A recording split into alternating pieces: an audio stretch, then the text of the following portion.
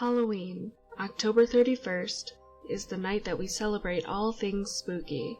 Ghosts, ghouls, monsters, witches, mummies, vampires, just about any type of mythical or cryptic figure in folklore.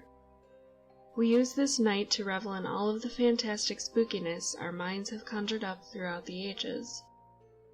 However, there's another distinct type of terror that isn't often glorified. Every year, the excitement for Halloween had always dimmed, just a little, by the looming Devil's Night on October 30th. This is the night that pranksters, vandals, and criminals came out to play. Those who participate in Devil's Night are mostly from the Midwest area, though it ranges through the northeastern United States, as well as bordering areas of Canada.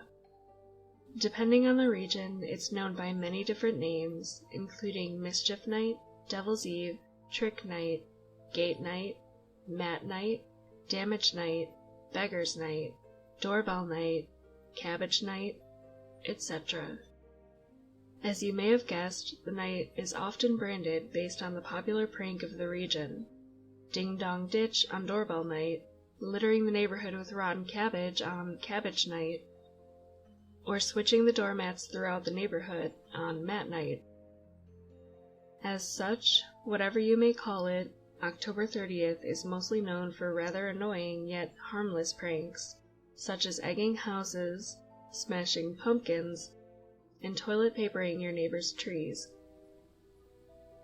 Historically, Halloween has been the day renowned for its mischief element, or, in other words, tricks rather than treats.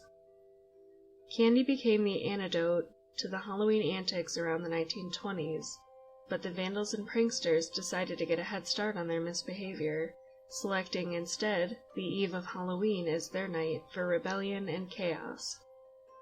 Even if you haven't directly heard of Devil's Night, it's likely you're familiar with the concept.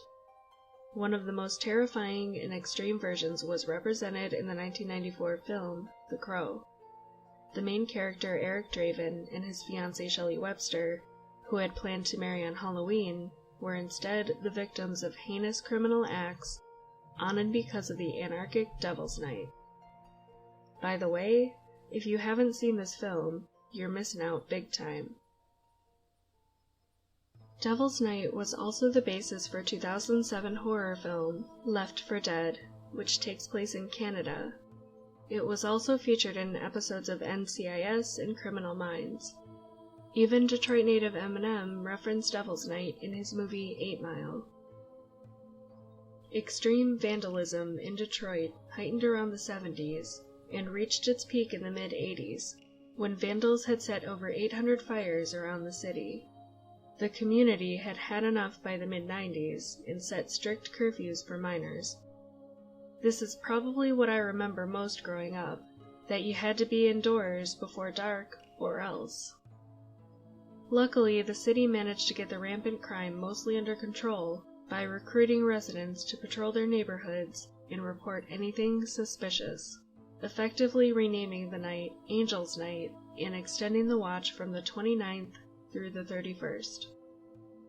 While Detroit still suffers problems with vandalism and arson in general, the efforts of Angel's Night seem to have paid off. And while Devil's Night mischief has undoubtedly declined since the 80s, the curfew restriction continues today. In my personal experience, most people I've met around my country, the United States, have no idea what Devil's Night is. Being from the Midwest, particularly the Detroit metro area, I decided this would be the perfect topic to cover. Let me know if you're familiar with Devil's Night.